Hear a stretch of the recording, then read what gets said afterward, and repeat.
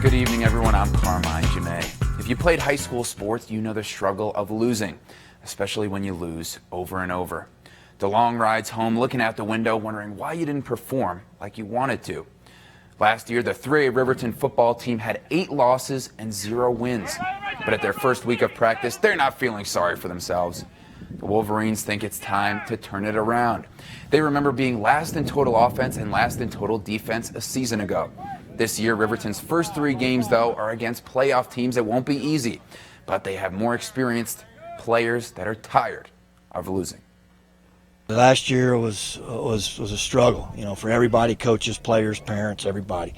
Riverton's expected to be in the playoffs and win games, and that's still our expectation. Our senior leadership is awesome this year. We've got a bunch of juniors that are on board. The sophomores coming up, a lot of talent, a lot of hard work. The guys are all on board. We added 2 new coaches that are great. I'm just excited for the program as a whole in the coming years. I think this year's going to be the first step forward. Good luck to Riverton. In high school golf over the weekend, we had tournaments in Wheatland and in Cody and Powell. In Wheatland, the Cheyenne Central boys and girls won the team titles. Central's Ethan Case won the individual title by 11 strokes. On the girls' side, Cameron Nagy from Laramie won by 4 strokes. Then in the Cody and Powell invite, the back-to-back state champ Kelly Walsh boys won, along with the Thunder Basin girls. Lanner's Jaron Calkins won the boys' individual title after shooting 71 and 70. And for the girls, we had another Lander winner, Rachel Stoinski. She shot 80 and 79 to beat Natrona County's Sophie Spiva by 2 strokes. One day after 4A high school football starts, Polk football starts.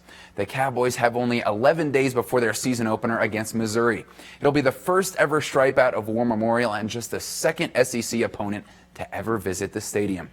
The Pokes have been bowl eligible each of the last 3 seasons. Their combined record those years is 22 and 17. As you all know, the team's staple has been a nationally ranked defense, but they lost 5 defensive starters from last year, 4 of whom are in the NFL.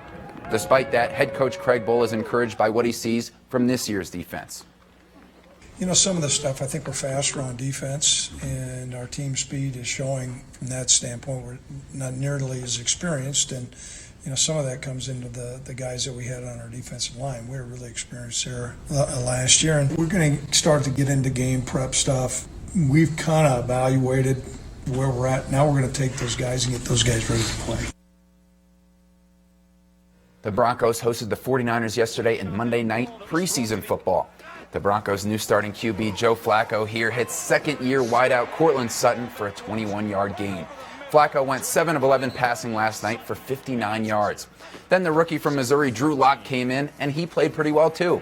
He went 7 of 12 passing for 40 yards, and right now he's nursing a right thumb injury on his throwing hand. X-rays were negative, which is good news. There you see the final score. Doesn't really matter, though. It's preseason football. Next preseason game is Don't get Saturday. hurt. That's the thing. Rings. That's true. The score doesn't matter. Injuries do. Yeah, just makes you stay safe out there until the big games. Then we like seeing a little bit of a fight. To go in the trenches. All right, we'll be right back.